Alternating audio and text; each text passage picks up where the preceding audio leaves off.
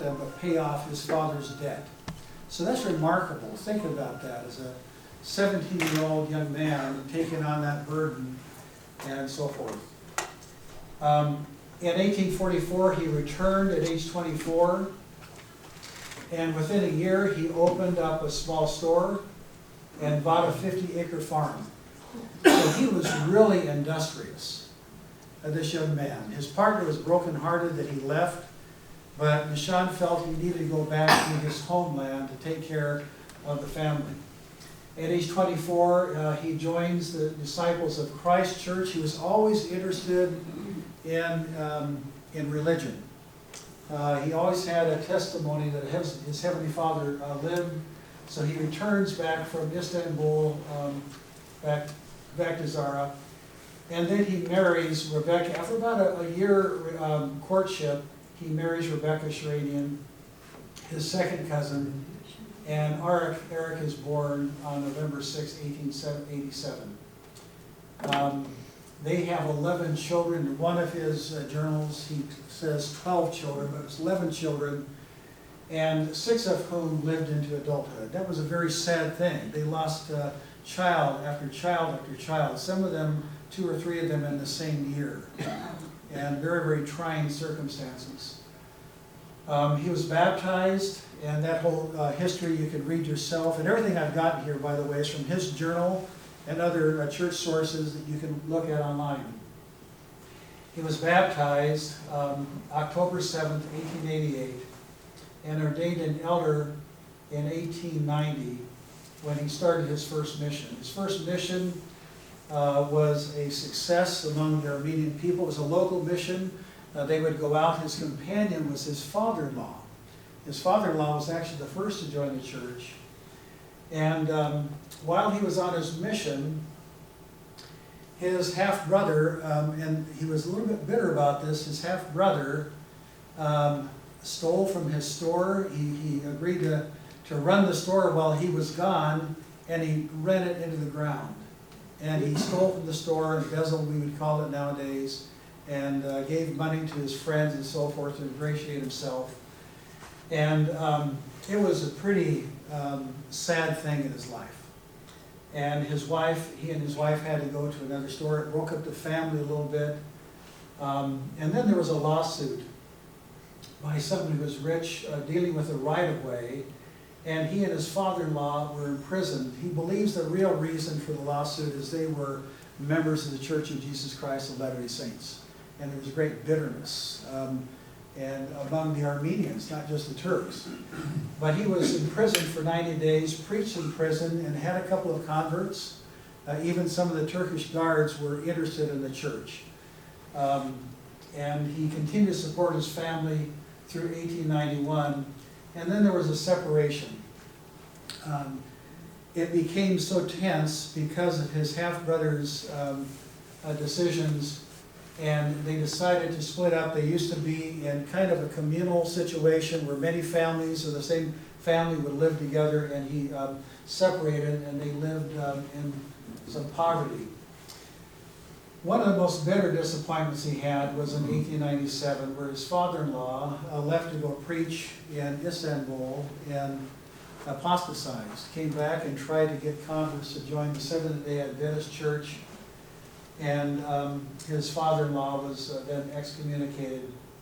One of the hardest things he had to do was write the mission president to explain that his former companion and his father-in-law had apostatized and needed to be excommunicated. That was a real trying experience in his life. In 1898, he went on a mission to Palestine, his second mission. And Anton Lund was an apostle. And what they tried to do, they tried to find a place, because the church was amassing a lot of Armenian saints. The blood of Israel, they described it, was very active, and they wanted to have a gathering of Israel. And it was impractical for them to be gathered in Salt Lake or Utah territory. So they looked in the Palestine area for a place, and ended up not doing that. I'll explain that in a little bit. In 1901, he betrothed his daughter, or grandmother or great-grandmother, to Nishan Gagin. who was described as the most loathsome man, the most homely man, and this was not one of his best moves. Okay? They immigrated in 1902 to Murray, Utah, and that picture is very famous, but this remained probably one of his worst ideas. She described him as having terrible breath and hygiene. He was not handsome at all, but he was dumb. Okay? Now, we ought to be very happy that this didn't happen. We could all be ugly. Okay? So it didn't happen, and that's why we have the wonderful, handsome, and beautiful looks that we have. So they immigrated. They started in Zara and then went to Sansom, went to Constantinople where they got their passports. They then went to Marseille, France, up to Paris, and then to Boulogne, and then on a ship, a German ship, the Graf Van Jose, they sailed to New York, and then they finally got into the Salt Lake Valley the night before, but they described it as Thanksgiving Day. Okay, they actually arrived on the 26th, but they like to say they arrived the next day because that was the first full day on Thanksgiving Day. 51 days, and this was a picture taken in Zara right before they left, and they left with $900 and they ended up with $170, and that was his stake to start the new life. He worked odd jobs. Sadly, one of the missionaries, F.S. Hinsey, who was a wonderful, wonderful person, but the description, even among his family members, if you negotiated with F.S. Hinsey, you would always be on the short end of the stick. He always wanted to win. He was a wonderful person, but he had a mining operation and asked Nishan to invest $20 in it. Now, $20 was a lot of money back then. And he lost the money, asked him to borrow more money, he gave him more money, and he never saw any of the money back. And so it was a hard thing. Also, he attributes F.S. Hinsey the reason why Anton Lund did not buy property in Palestine for the Armenians to gather. F.S. Hinsey wanted to be in charge of it. And the reason it failed is the Ottoman Empire at the time would not allow any Americans to own property. It would have to be an Armenian citizen. And Nishan, Anton Lund, wanted him to be that person, and there was a little bit of tension. And so Anton Lund felt by inspiration, this is not going to work. And that would have been disastrous anyway, because all the Armenian saints would have been gathered and an easier target during the genocide of 1915. So it was actually a good thing that Anton Lund did not do that. He had odd jobs, mining, worked with American Smelter. He went to the Moeller Barber College. Although he was a barber, he had to get a diploma and a certificate. So he went to a school, got his certificate, and then he and Nishan were sealed in the Salt Lake Temple. One of the most important dates in his life, this is the most important date, November 25th, 1903. By, remember, the first presidency, John Winter. He opened his own barbershop in 1904, purchased properties. We already talked about, I think David talked about this, or Kimberly did, on Hanover Street, and bought a new house. And sadly, his young 3-year-old was playing with some other boys in a neighboring lumber yard, and the lumber fell down on him and crushed him and killed him. And that was a real hard thing for them. The family continued to grow, Rosa, Grace, Irene, Lorraine, and that they were very, very proud that Heron and Eric graduated from high school on the same day. And then Eric marries, but not Nishan Gagosian, instead Armagnac. And that was the best thing. We're not sure what happened to the other guy, but he was not for her. He served 4 missions. The first one in Zara we've talked about, and this picture is taken. This is Nishan. This is Rebecca, his wife. Ark, right there. And this is Armagnac, and Heron is over here. And this was his parents-in-law. This is Rebecca as a teenage girl, and again, very sadly, they were among those. When he apostatized in the church, he became ostracized, he died, he lost his fortune. It was really a sad, sad thing that weighed on Nishan and of course on Rebecca throughout their lives. The families that stayed there were all killed during the 1915 genocide, the ones who stayed behind. Talked about Palestine a little bit. Here's F.F. Hitzi, and here's Elder Lund, and Nishan went with them along with 2 other missionaries. And they did some proselyting along the way, but their main point was to purchase property around Haifa. Palestine was at that time part of the Ottoman Empire, the Turkish Empire, if you will, and they decided not to do that. He also served in Fresno, was companions with Tavoyan. I hear somebody from the Tavoyan family.